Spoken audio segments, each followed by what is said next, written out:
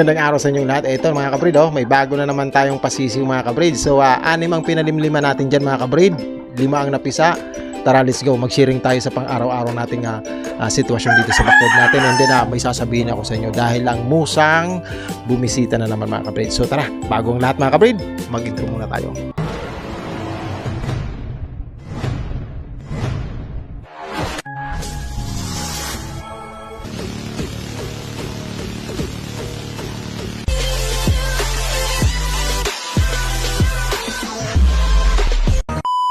Po si GPC Backyard, dito na naman panibagong paglalathala na naman po sa ating munting backyard ng pag-aalaga ng manok mga kabrid. Ang laman po ng video natin mga kabrid ay tungkol sa update ng sitwasyon ng mga alaga natin dahil tayo ay isang backyard breeder mga kabrid. So kung gusto mo yung mga ganitong klaseng video, if you like this kind of video, sharing roosters, breeding, raising roosters and everything about chicken, fowls, flocks, racing, please give me a like and please subscribe to my channels mga kabrid. Thank you. So ayun mga kabrid, ang ating sinibalang mga kabrid. So ayun nga mga kabrid, explain ko sa inyo.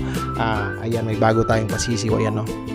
Ayan yung bago natin. Naalala nyo itong inahin na to mga kabrid, kung nanonood kayo ng mga video natin. Sila yung 4 na natira doon sa 18 mga sisiw doon sa range natin sa baba na laging pinupuntahan ng kaibigan nating musang. So 4 lang ang natira, puro babae pa.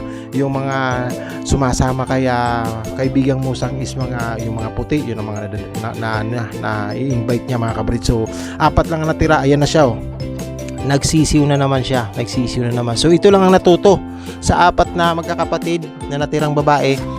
Siya lang ang marunong maglimlim. So ayan, mga hindi marunong maglimlim yan, ayan, yan ang mga kapatid mga kabrid, tornado hats, mga hybrid kasi, kaya hindi sila marunong maglimlim mga kabrid. Mangingitlog na rin to, mangingitlog na rin kasi panay dito na, panay hanap-hanap na dito, panay mikos-mikos na. So supposedly kung naglimlim din yan, hayaan din natin kasi nga stop tayo sa breeding, stop tayo kung gusto lang nilang para makapagpahinga sila mga kabrid. Pag inano mo kasi sila, ini-reset, mag-iitlog na naman, kumbaga sa is malalaspag po. So ang ating inahin, so hayaan natin siyang kung anong natural, kung gusto nyo maglimlim, palimlimin. So ang nangyayari is sayang ng pag-aalaga natin. So ayan, hinayaan natin. So tingnan pa rin natin kung gaya nito ng mga inahin natin na hindi marunong magpalaki ng sisiw. So kung tingin natin hindi siya marunong, tayo na lang din ang magpapalaki. Kagaya ng mga ganito, tayo ang nagpalaki niyan mga kabrid. Yan, tayo ang nagpapalaki ng mga yan. Mula pagkaitlog nila mga kabrid, tayo na ang gumabay. Mayroon tayong dilaw na ilaw, gabi-gabi, pinapasok natin sa loob yung backyard breeder lab na sinasabi. So ayan nga kabrid, ito, mga sinibalang natin ito. Pinapaamo natin ito dahil sobra itong man-hater mga kabrid. So pinapaamo natin. Ito yung pinapaamuhan ko mga kabrid. Kasi dito ko nilalagay ang mga ang mga talagang namamalo mga kabrid, mga man-hater.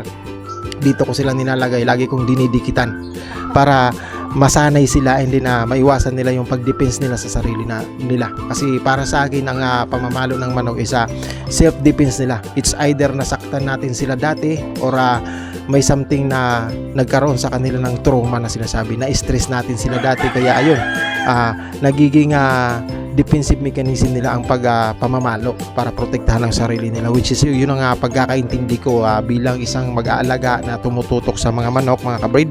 Ayun ang nakikita ko. So ayun nga, mayroon na akong bagong update mga kabrid. Kagabi mga kabrid, alas 12 ng gabi, bumisita na naman ang kaibigan nating musang mga kabrid. Bumisita siya. So nasa loob ako ng bahay, nag-i-edit tayo ng video. Biglang yung natin, dinukot yung isa natin mga kabrid. Buti na lang dahil malaki na yung natripan niya, yung inanuhan niya, buti na lang nasira niya yung pinto ng ating kaya nakaano siya. Pero hanggang sa baba, siya, akbay-akbay siya ng kaibigang musang mga kabrid. Ito, ang daming ang balahibo mga kabrid. Yan, nagkalat yung balahibo kasi hanggang dito. Ngayon paglabas ko mga kawaiti, mga kabrid, kala ko tao. Iilaw sana ako dito pagtingin ko, ang laki na ng musang na kaibigan. Parang aso na siya mga kabrid. So hindi yung takot sa mga ang takot itong mga aso natin, yung takot ito. Hindi sila, kapag pusa-pusa lang kaya nila.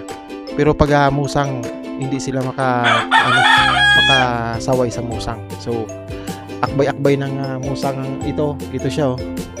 Buti nasira niya yung pinto natin kasi nakaklip pa din. Buti nakalimutan kong i-clip. Kiniklip kasi yan ng alambre para hindi talaga sila makalabas kasi meron tayong mga alaga dito na marunong silang magbukas, kabrid. So buti na walang walang lock. Nakaligtaan ko mag-lock. Dito siya inimbitahan siya ng kaibigang musang. So buti na lang yung isa nakalipad. Nung isa kasi parang dalawa siya, parang mag-asawa siya, nakalipad. Hindi ko na nahanap. Buti kinamagahan nakabalik, mga kawaiti. Kala ko na sumama na dun sa musang. So ayan ang mga kawaiti.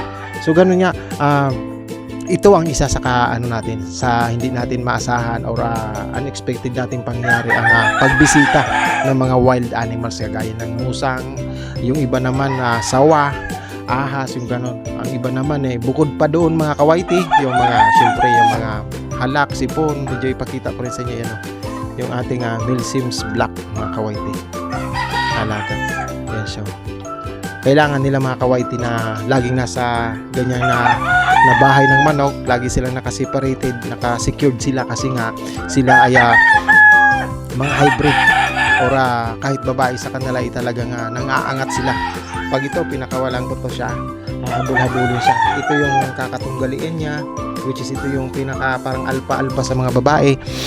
Yan siya yung lagi ng ganyan, alpha siya.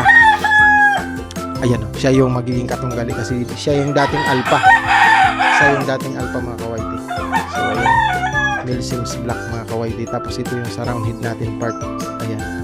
Ito naman isa mahilig din makipag-challenge sa territory niya dito. So ganito nga mga kawaiti ang pag-aalaga. Hindi lahat ng manok, mga kawaiti, explain ko lang, all of the roosters or chickens are not equally same on how to raise them. This for example of this, mga kawaiti, for example, these are game birds, these are fowls. They are need to be treated separately during their development period. So they are been raised by myself. From eggs I bring them to the hatchery because their mother don't know how to nest them, to incubate them by themselves. So by my monitoring, observation, I really need to bring them hatchery, and from day old I am the one who raised them. I became their parents. From day olds I feed them every 2 hours up to this one. See, this one is 2 years old. Brown head. So this one is 2 years old. So 2 years old, we need to develop his balance by putting them in the rooster fall, so that they can fly to the top and then they can balance themselves like this one too. 2 years old. This is a crossbreed, a Boston Sweater roosters, straight comb, P-comb, but he has a good comb. That's why he has not been trimmed. If the comb is very big, we need to trim them so that it will not affect their eyesight, because too big comb can make them blind, can affect their eyesight. So this one is also 2 years old. 2 years old tornado hatch, brown red. This one is a dark red, white tusk, blue legs, dark red tornado hatch line. So this is a rooster fowl. So this one is my bullock, the dome. You see his streamers. He has a very rare kind of stream that will almost beside his neck. Yan ang mga bullock natin. Kailangan natin mga kabrid na medyo mag-English kasi nga may mga nagsusubaybay sa atin na mga kaibigan natin na nasa abroad, yung mga nag-aalaga din ng manok na they're also raisers of rooster fowl. We have a friends that sometimes who visit us because they relate to our video because we have the same kind of line breeds of roosters. Others are chicken roosters. This is a game birds. if they breed or if they also raise this kind of rooster, we can relate to each other. So I usually do some speaking of English words because to make them understand my process, because this is a backyard update. I am explaining here how I raise my rooster, how I raise a kind of rooster line breed that is of course raised differently. The way I raise them from egg, the way we all of my videos are almost how I raised them. So how they became like that, very healthy roosters. Ayan, tayo ang may kagagawa niyan. Kung ano po bilang backyard breeding, kung ano po ang manok mo, yun ang output ng pagod at hirap natin mga kabrid, kung paano natin inaalagaan. Yun ang pinaka output ng selection natin, kung gaano tayo kaayos mag-select, pumili ng mga paparamihin natin. Ayan sila mga kawaiti. So, kahit wala naman siguro, basta magaling matutok ang nag-aalaga, kapag develop talaga siya ng maayos na manok. So sabi ko nga sa inyo mga kawaiti, mas maganda mga kawaiti ang kuhain mong maayos na manok kaysa sa gwapo mga kawaiti. So pag maayos ang pag-aalaga ng ay antimano, ayos ang manok mga kabrid. Ayan mga kabrid, ating Boston sweater mga kabrid. Ayan, maraming salamat sa mga patuloy na pagsabay. Thank you for all your time and visits and connecting to my videos. I am just sharing my daily life videos. You can check me in my shorts, all of them one by one videos. You can check my shorts, and you can put a like, or you can comment what kind of videos you want to know, what kind of questions you need to know about raising game birds.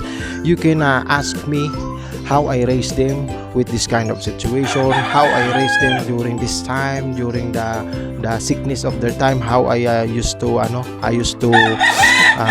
cure every unexpected something to the roosters. Like of course they are also suffering from sometimes sickness, like fever and everything that is birds has to experience mga kabrid, the negative part. So how do we overcome them? You can ask questions, you can comment, you can ask, hey, can you do a video about this one, about this one? Can you do an explanation about everything that you need to know, everything you need to know, you need to compare, you need to something to know mga kabrid. So hanggang dito lang mga kabrid, maraming salamat sa patuloy na pagsabay dyan. Hopefully po mga kabrid, lagi lang po kayo nasa maayos na kalagayan. God bless po sa inyong lahat, and then